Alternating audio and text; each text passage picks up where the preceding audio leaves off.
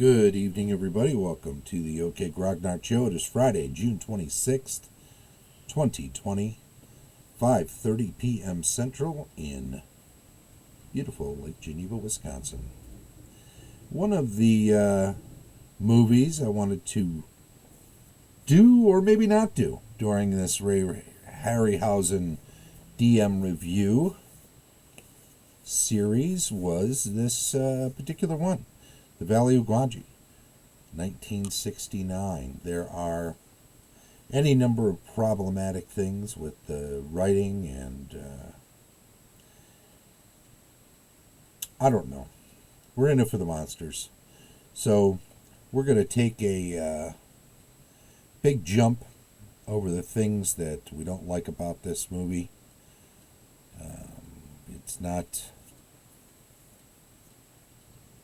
This is not a series of political debate or sociological debate, despite that being very, very important and very much part of the public consciousness right now. This is simply a DM review of a movie that has some amazing special effects in it. We'll get to some spots. I'll probably make some side comments. Regardless, don't expect this to be me getting up on a soapbox and actually saying anything all that important. So, as much as I might do that in my daily life in face-to-face situations, I'm not the one that goes online and discusses these things at any length. I might make the occasional comment, but I think there are better people to speak to issues. I don't know that there's anything more for me to particularly say on the subject. I will say this. This is one hell of a movie as far as the special effects go. So let's take a look at some of it, huh?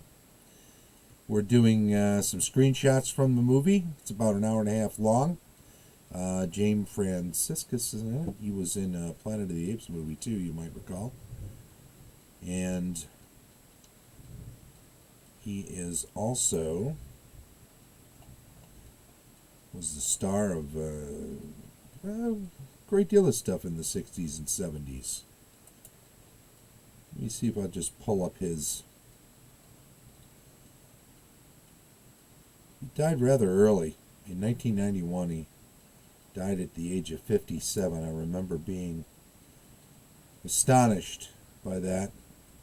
Emphysema wasn't something I thought would take a lot of people out in the 70s, and he certainly had a good enough career. He probably had decent health care, so it must have been a horrific case or perhaps an ailment that he let go. He was a Yale graduate. His father was killed as a pilot in action in World War II. Just a few things about him.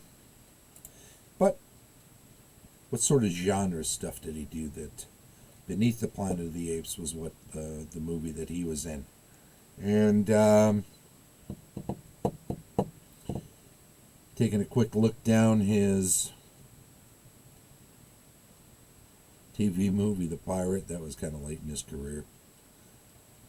He was in a series called The Hunter, that was kind of late in his career.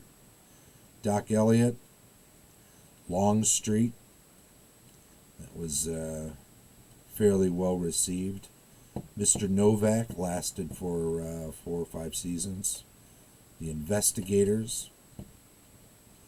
And of course he did a lot of the usual stuff like The Rifleman,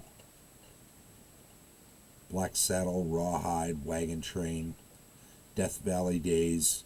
So probably a natural fit for him to be on horseback in a Harryhausen movie. Interesting, kind of bizarre looking title screen, right? Obviously, it's meant to evoke a valley and further meant to evoke a dinosaur or a big lizard with the green and the scales and the such. And this kind of rotoscoped purplish stuff in the background is an entrance to the valley, right? This is the rocky sides going on in. Take a look. We have some locals. Remember, this is supposed to take place at the turn of the 19th to the 20th century in Mexico. So, the untamed West is what it's attempting to portray. A individual that supposedly has snuck into and come back out of this valley of Gwangi is in horrible shape and dies at the feet of these individuals here who are out in the wilderness. They take the sack that is squirming that he brought out with him. He's covered in wounds and he dies. That group is warned by this woman, who is later denoted as a witch. I would say probably more fortune teller. She does predict that certain things will happen throughout this tale, including the death of one of the main. There's a bunch of main characters in this. Not one of the leads, but one of the main characters for sure. And somewhere south of the Rio Grande at the turn of the century, when this takes place, there's a big to-do going on in town because the Breckenridge Wild West show is coming into town. They have an elephant. Not sure how that gets explained. They have covered wagons. They have lots of guns. They have this tower. They have this big tank. That, of course, is for her to do a stunt with a horse by setting the ring of it on fire and horse jumping down into it. It appears that she's leaping off, but as we can see from the follow-up image, they fake it. And I don't know if they got Harryhausen to do this. It's obviously a model. It's obviously a model of a person on a model of a horse. So I don't know if they actually did this. I know that there used to be some places where this kind of stunt work was done. I think there's a ban on it. I would hope there is. I'm sure the horses are not conscious, willing participants in this sort of thing. So certainly just the risk of injury to the animals is enough to say this shouldn't be done. Well, our buddy, who was leaning on the fence watching her do this thing, now you recognize him, James, heads out after enlisting the help of this guide into the wilderness to go find something, and runs into this Professor Bromley, who has an interesting fossil with a tiny little hoof print. Well, not really. It has 3 toes, he's quick to point out. The center one, which will eventually, through evolution, become the hoof of a horse. What he is showing is the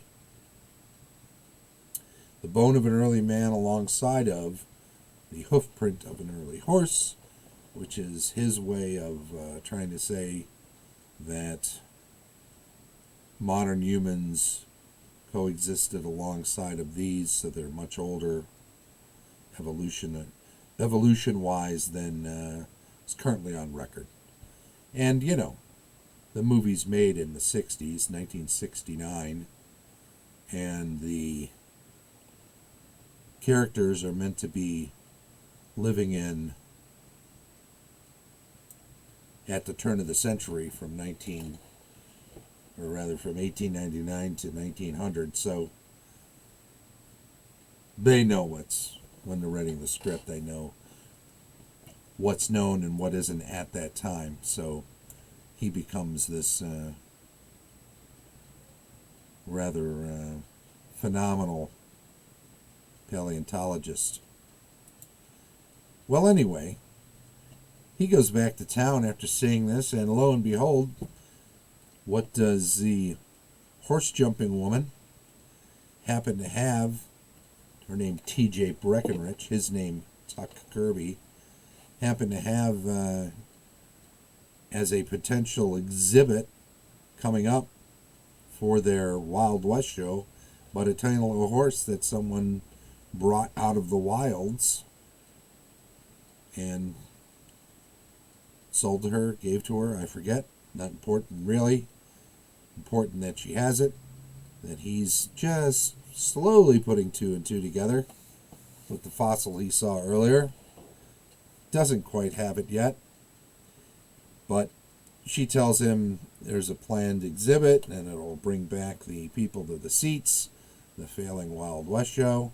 He, on the other hand, tells her secret to the professor, who then puts two and two together for him and says, well, I could be knighted if I came up with this discovery and showed the world, wrote a paper.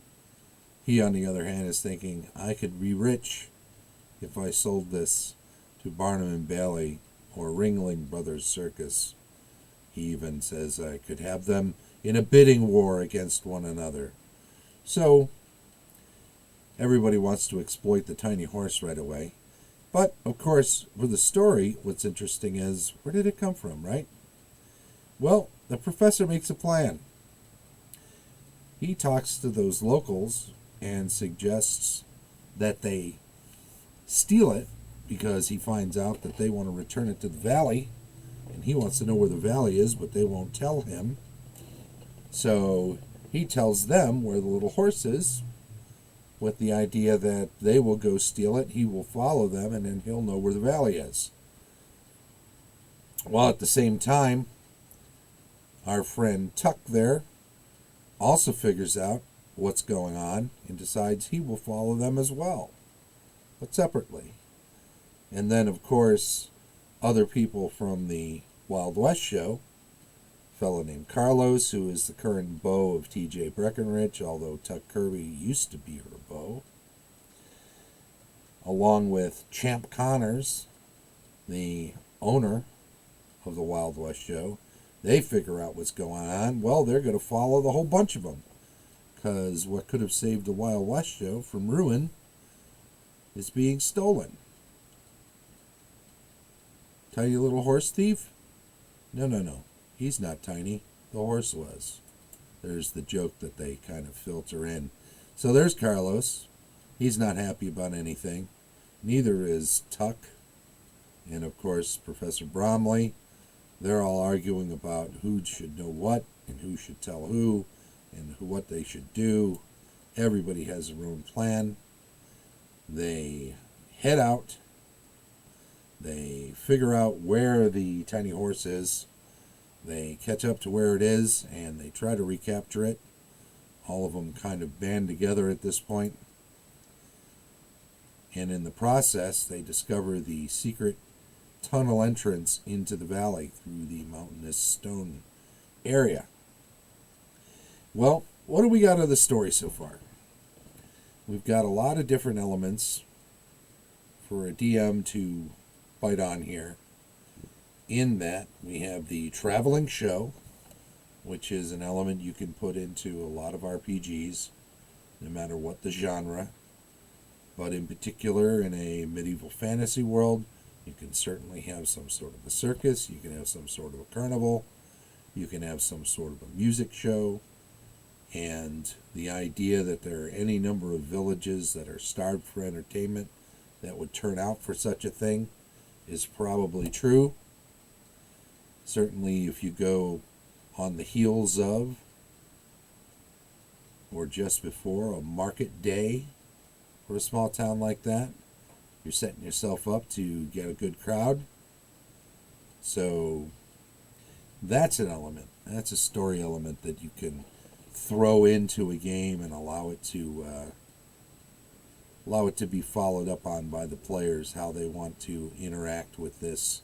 Do they want to be part of it? Do they want to view it? Do they want to know what's going on outside of it?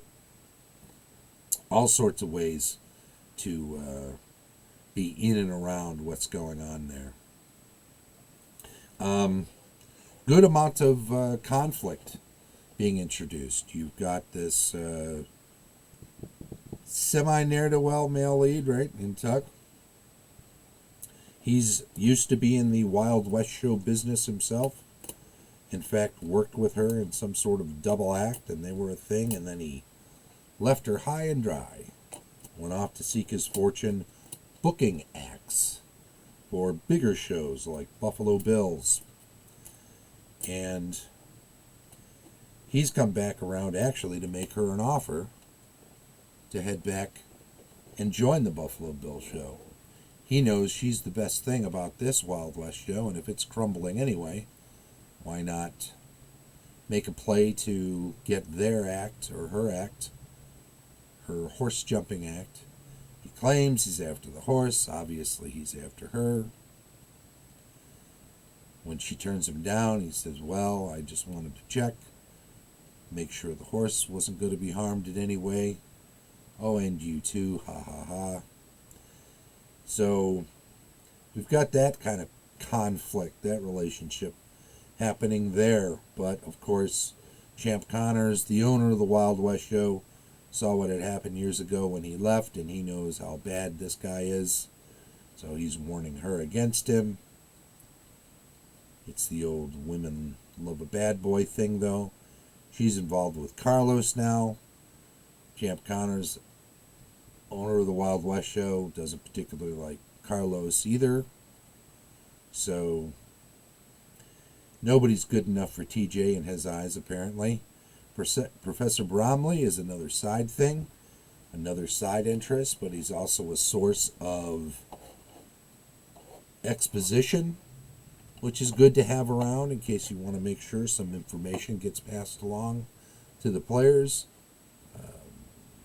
whether they like it or not. But of course, you can always leave open the door for them to find this person and this information on their own and just have it at the ready. Or you can put it front and center where they can't miss it. Any number of ways to push that out there. You've got a lot of skills because of the elements of the setting in this show atmosphere, traveling show atmosphere. There are a lot of different skills at play here because it's the Wild West. There's a lot of roping and riding and shooting and all of these types of skills that if you're running that type of RPG would be important to have amongst the group if they're going to somehow get involved. In any event, we now have essentially 4 different groups chasing this tiny horse and then discovering the valley whence it came. But we're not going to see herds of tiny horses here. It's a small mammal. There are bigger creatures in there. They find it. Not a big enough entrance. It's tiny. You can barely squeeze in there. They decide to open it up bigger. They want to get their horses inside. They want to be able to keep their horses with them and ride. They don't know what's beyond there. They don't know how much further they have to go. They just know they have to get through here. And they know there's a big valley beyond because a couple of them have walked through and checked it out. from the entryway. They don't know how big. They know they're canyons. They bust it open. They ride through. They discover it's a big sweeping valley that just seems to go on and on. They're amazed. They're impressed when a pterodactyl comes down and attacks them. Okay, so we saw this in 1 million years BC, right? We saw this this model used in that one. And that's good. Nothing wrong with reusing it. It's number of years later, 3, 4, 6, 8 years later, right? So getting some more use out of it. It's very popular. Having the giant flying dinosaur. The obvious question is, well, sure, they had to come through a tunnel in the mountain to find the valley and to get into the valley. And if that's the only entrance or the only way in or out, we can understand how you're not going to have a bunch of these creatures like the little horses necessarily getting out and finding their way around. Well, what's up with this? Why isn't this creature just flying over, getting out? So, DM tip, got to have a reason.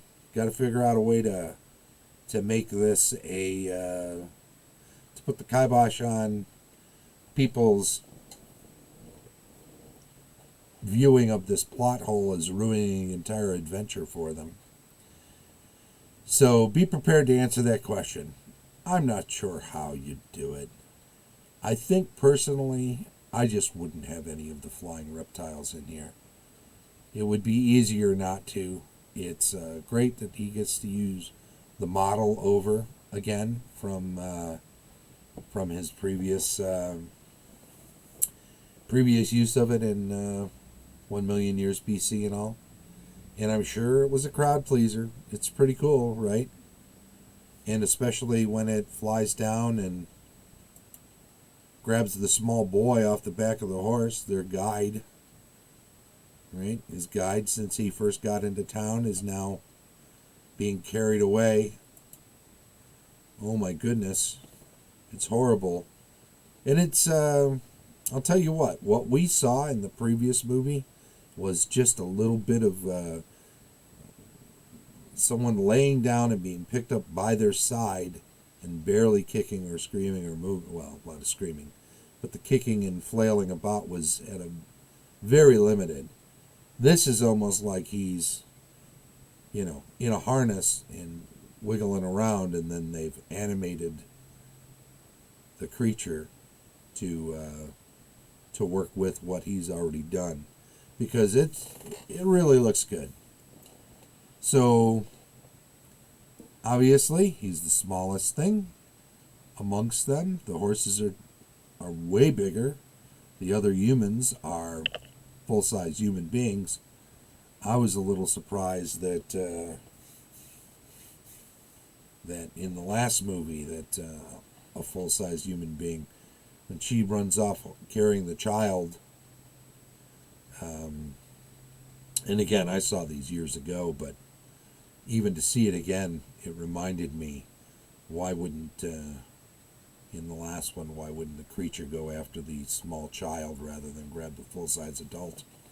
So, little things like that you're going to want to be careful about if you're running a game and using these monsters. Also, once they somehow it gets grounded, maybe from the kid kicking around and flailing about, but it comes down to the ground, and then Carlos comes over and starts wrestling it. All right, it's got a lot of sharp teeth. He eventually snaps its neck. The rest of the people catch up. They look off in the distance. Another dinosaur. Well, I'll tell you something. The second half of this movie, chock full of Harryhausen special effect creatures.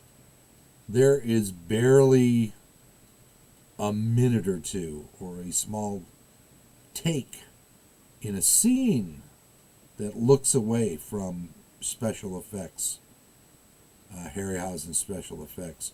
So what we start to feel after the first, well, it's an hour and a half long movie, maybe 40 minutes.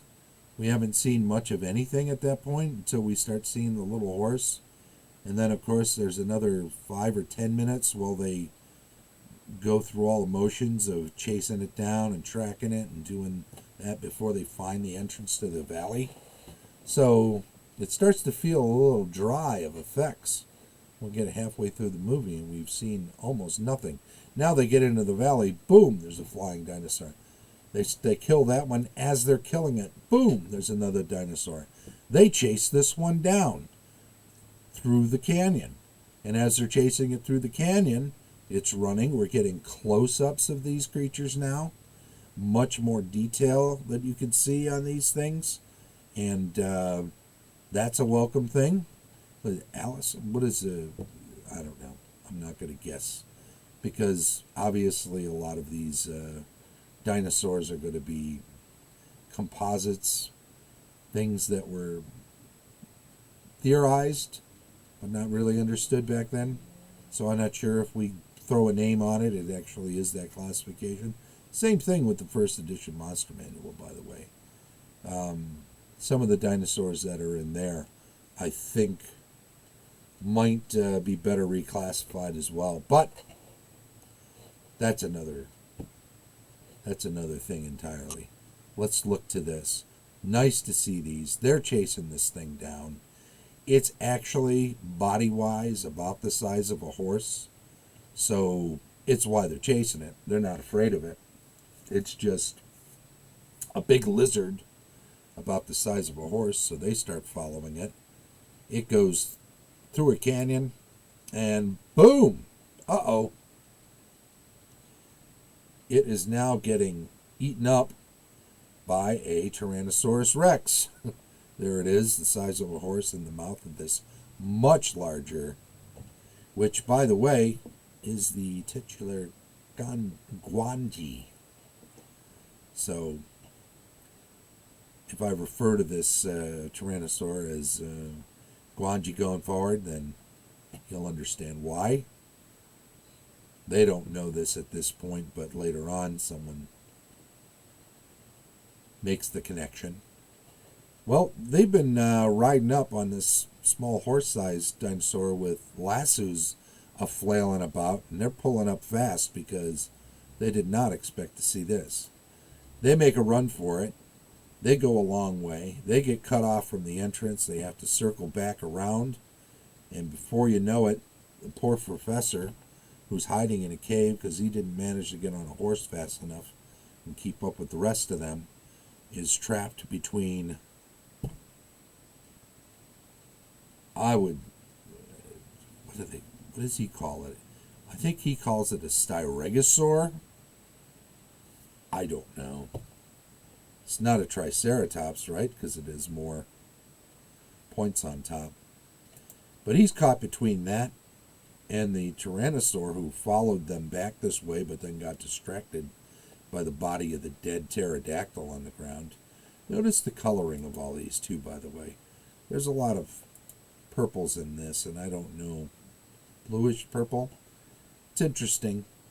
It definitely makes them stand out from all of the scenery and background and everything, so it's a good choice in that regard. Something else to consider if you're running a game where you're including creatures like this is, do you want to go with some sort of camouflaged colorations to have them make a little more sense as far as survivability is concerned, no matter what environment they're in? Or do you want to make them stand out and be ferocious and easily seen from afar, such that, well, you see them coming, but does that just make you more scared all the time? If you see something from a mile away, is it going to come this way? Can we bed down for the night? What's going on? Can we hide in this cave? Is it deep enough? Is it small enough that it can't get in? All sorts of considerations. Well, those two, doesn't look purple in this shot. Those two are going at it. Professor's hiding over in this cave in the back over here, by the way. And the rest of them have found another cave complex. They gather up the professor. They go to this place where there's a ledge and a big cave. So, much too big an entryway, as you can see, for them to they were able to ride their horses up. But you know what this does. This creates a good two-tier battle where somebody can get trapped down below and be fighting. And also for them to all be able to be seen, and for us to not have to worry about whether or not the special effects work, because this is one plane and this is another plane where this thing is, right? Can we see where the cutoff is? So we have to make this match, but he can be on actual ground and they can be on actual ground, and our special effects can be on something that sits, well, where does it sit? It sits actually only 3 feet away from the camera, so it looks like it's giant compared to being next to them, right? It's a visual effect.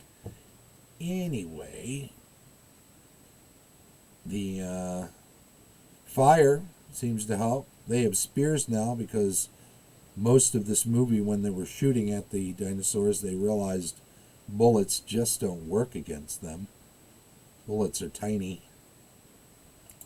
Well, they fight, and then they start to try to lasso this thing. Now, I always thought this was one of the most laughable parts of this movie, but I guess there's something to be said for having multiple lassos. I guess you can force a bull with a rope and a horse to go in a certain direction. How much more powerful, though, is a dinosaur this size than a bull? Weight-wise, it's got to be at least 7 or 8 bulls, right? I don't know. Muscles-wise, that leg has got to be it's as thick as a horse, right? So, I don't know. Watch out for the tail.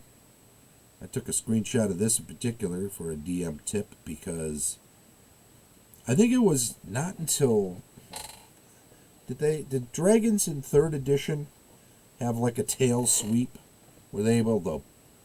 I know in 3rd edition they had the tail buffet, right? Buffeting with the tail as one of its attacks. Claw, wing buffets, right? Tail sweep, all sorts of stuff like that. It's been a while since I played some 3rd edition or run any. Gosh, it's probably been since 2006-ish when 4th started out. But I played 3.5 for a while after that, and some Pathfinder, but I don't know that I ran a lot of dragons. I think the last time I ran some dragons in a 3.0 edition system would have had to been 2008. I think I helped take over a Pathfinder campaign when a DM for a group at Games Plus quit showing up. I think he had a work schedule conflict and they still needed a DM, so they were looking for somebody who... I didn't know Pathfinder completely, but I knew it enough and certainly ran enough 3.5 and 3.0 games that I could pick it up fast enough. So I ran it for a while, and there were some dragons involved in that.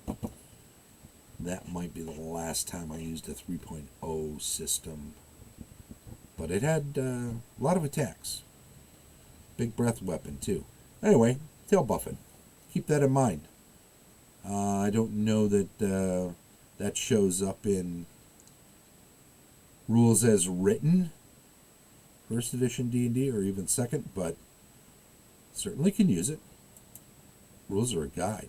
Well, now we got 3 guys with lassos around this thing. Is that holding it at bay?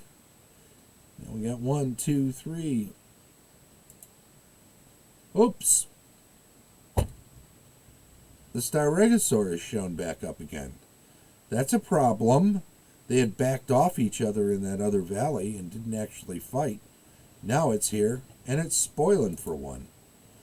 Well, they chase it away from the cave. It runs over. starts to get in a fight with these things, they let the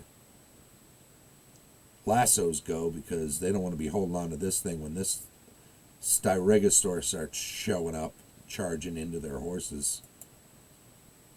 Nevertheless, Carlos, always the brave one, grabs up a spear and jams it into the side of the Styregosaur while these two are fighting.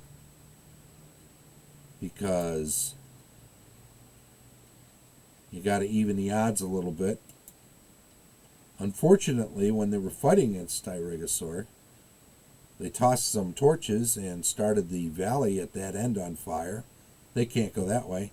Now they got to charge past the fighting over there. Styregosaur goes down. Tyrannosaurus chases all the people and gets a hold of Carlos. So we lose one of the party members. Sad but true, the horse escapes, follows them out to the valley opening. So does Tyrannosaur, but in trying to squeeze out the opening they made, brings down a landslide, a rock slide on top of him. However, not dead, looks dead, still breathing. They come up, they check it out, they muzzle it with a lasso, with a rope, a lariat, and here's one of those continuity problems because now they've captured it. Somehow they build a big cart to transport it and have extra horses. Somehow all of that happens. Somehow they decide, well, if we rope it off by the neck to all four ends of the cart, we can take the muzzle off. Why? Why? Makes no sense. If your players do that, bust it out.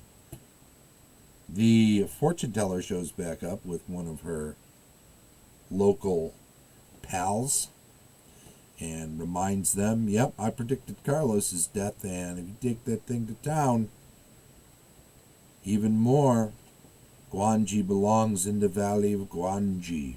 Or they call it Gwangi. I think they actually say Gwangi in the movie.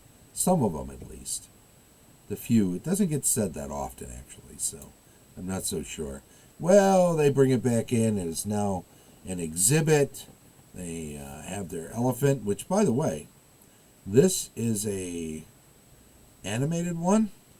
It's obviously much bigger than the one that was being ridden at the beginning of the movie as they came into town. So there's something. Remember we commented on, I did, on why do they have an elephant for a Wild West show? Yeah, after fashion, I guess it's a sort of a circus. Well, this one is a model, and this one is animated by Harryhausen. And can you imagine why? Of course you can. Because that little fella that was with the fortune teller was messing around underneath this curtain with the cage. Gonna let Gwangi loose. Perhaps the fortune teller said, go make my prediction come true by pulling out some of these bolts so that Gwangi can get out, and then I'll be right. And he was trying to do that, and then he got eaten. And then as they removed the curtain to unveil Gwangi to the crowd, of course, just they're pulling the curtain up. It's hilarious. Champ Connors, head of the Wild West show, who's making the announcement, the most tremendous thing ever seen. No one in the world has seen this before. Gwangi, and up goes the curtain, and there it is, eating a person. Put the curtain down! He starts yelling. It's absolutely hilarious. And there's a great moment for your games too, if you ever have something like that happen. Don't miss a trick like that. If it's Gene Wilder, right? And Young Frankenstein with Frankenstein with the bookshelf and the candle. To put the candle back, he's so sure how to open up the secret door. And then, of course, he needs her to do just the opposite of what he said. And so, to Champ Connors. Raise the curtain. It's eating a person. Lower the curtain. Open the doors, right? It's on the Death Star. So anyway, our local friend of the fortune teller did manage to pull a couple of the bolts. As you can see, Gwangi's already pushing out of this cage. And so everybody in the crowd panics. Gwangi the Great. And they're all fleeing. And smart. They should be. Of course, there's the big battle sequence. Now, I suspect this curtain is here for some sort of aesthetic reason to do with the arena they were using rather than as a thing in story. But for whatever reason, it's there. So there's a big fight. And the elephant's actually doing a pretty good job tusking in on this Tyrannosaurus. But it is his movie. Another thing I like about this, and where's the curtain, by the way? I guess it's on the opposite side? I don't know. It's there and it's gone, and it's there and it's gone. This is probably part of the model so that they could just have the fight out there. I love the fact that they're using a different angle, though. It adds to the battle. But then, of course, through the gateway into the walkway where the people come and go for the stands, or, well, not for the stands. This one goes out on the arena, so this is probably where the elephant came out. He was trying to get back there, trying to flee, had enough of the fight. Gwangi was not going to have it, finishes him off. This guy jumped over the fence to get out. Gwangi follows out into the street with that poor guy in his mouth. People are fleeing all over town. Gwangi the Great. Okay, not so great for the town. It's not going to be great for tourism. Well, they managed to coax Gwangi into the big cathedral and lock the big doors. Of course, they're big, 15-foot high, 10-foot wide double doors. So it's a big, solid railroad tie thickness of door. Gwangi's not going to get out of there anytime soon because they were able to bar it as well. But for some reason, it's in here, and they've got to do something about it. What's his name starts fighting it, stabs it with a pennant, with a ceremonial spear, I don't know, some sort of a banner. And then they try to make their way out of there. He throws a brazier back at it, starts a fire. Sure, Gwangi's afraid of fire. Gwangi, however, is clumsy and will knock over an additional brazier. So now there's fire on both sides of Gwangi. Gwangi has nowhere to go. Gwangi will die in the fire. Sadly, that also means the end of the cathedral in this poor Mexican town, which, quite honestly, was on the up and up, on the rise. I mean, they had an arena. They were having shows come to town. They were obviously working on this fantastic cathedral, and now that's being burnt to the ground. Well, fortune teller was right. Apparently, you take things out of the Valley of Gwangi, wherever they go, harm will befall everyone. So, there we are. Isn't that just wonderful? That is, as we say, the story. So, sets-wise, right? Scenery-wise, definitely A lot of big pieces here. The valley itself has a number of locations in it around cave entrances and the again another transition cave from one world to another, just like in 1 million years BC. So that's a through line or a trope that gets used a number of times, right? We've got we'll see that again in I think it's Jason and the Argonauts when they're passing through Neptune's realm, right? There's that transition getting through the gates to get from one world to the next in a way. That's a good trope to have in a, if you want to set, as a DM, if you want to set a section of a world aside for something that is unusual, that you don't want to actually exist in the world at large, the entire world. My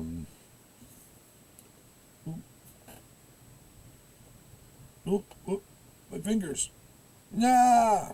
Okay, so if you want to have like a Lost World section, I think in the actual Lost World, Sir Arthur Conan Doyle's classic that's been done again and again and again, just like the Jules Verne stuff, right? It's a plateau. So there's an altitude thing there. I guess in the case of that, you might be able to say that the pterodactyls need food and can't live below a certain altitude, so they won't go hunting off of the plateau, because then they wouldn't have the oxygen they need to stay alive. I don't know. Just throwing it out there. Spitballing an idea for an explanation for why something is the way it is. Of course, everything else can just be up there and not be able to get down. The plateau doesn't have to have an edge to it, right?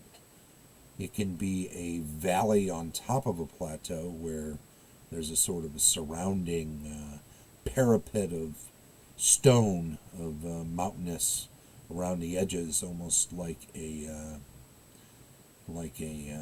ancient giant caldera that has since been populated and is full of flora and fauna from millions of years back, right? That's the idea behind the whole dinosaurs can still exist in a later period idea, but contained. We don't want them everywhere. We want them here. Maybe there's some way to allow them to get out and get into some vast swamp, and they never escape from that, because around the ringing around the outside of the swamp are tar pits or some other I don't want to say deterrent, because the dinosaurs wouldn't be conscious necessarily of, they might be conscious of a danger, but even if they tried, they can't get out because of the trap, getting trapped in the tar pits. In any event, there you go. Lots of cool stuff there out of the movie. As I did explain at the beginning, there are some problematic things that will probably trigger some people, so fair warning if you're going to watch it. You've got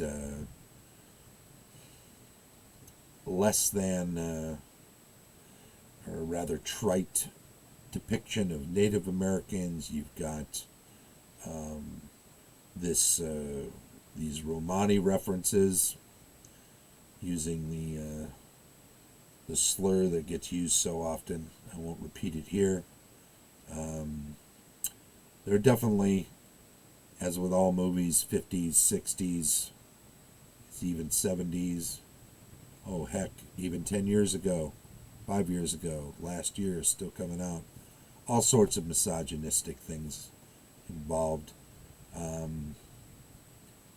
their portrayal of some of the Mexicans, like the young guide, are a little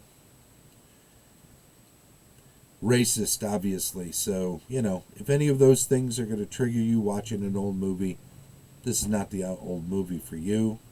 Or perhaps, like me, you can skim over those parts or avoid them so that you can still enjoy the parts, such as the monsters and the big picturesque setting and all of the things that you can then pluck and bring into an RPG. So, check it out if you like. I was hesitant about actually using it as one of my movies, but I went from 7 to 9, and in the number of movies, by including that one and including, I guess it was 20 Million Miles to Earth I wasn't necessarily going to use because of some of the same problems, only with Italians in this case, and also problems with the fact that there's a fair bit of Harryhausen's effects in it. It all revolves around one creature. So we were down to that. But I did. And take from it what we can as DMs and discard the rest, as we do with so many things. And I want to thank everybody. Those that follow the channel, make sure you speak up in the chat whenever you get the chance, because that automatically enters you into the drawing or the weekly giveaway. And make sure if you're on Facebook, to sign up for Harryhausen Day coming up on Monday. Yesterday we saw these two and did a DM review on them. Did a DM review on these two today. Tomorrow, Saturday, 7th Voyage of Sinbad, 9:30 a.m., Jason and the Argonauts, 5:30 p.m. Sunday, Golden Voyage of Sinbad, Sinbad in the Eye of the Tiger at 5:30, Golden Voyage at 9:30. These are Central Times. Clash of the Titans, 9:30 a.m. Central on Monday. So, that's the rest of what we'll be looking at. I want to thank you again. If you've taken the time to watch this on YouTube also, thank you there. Be sure to subscribe, give us a like, give us a comment if you want to help out the show with some feedback. That would be greatly appreciated.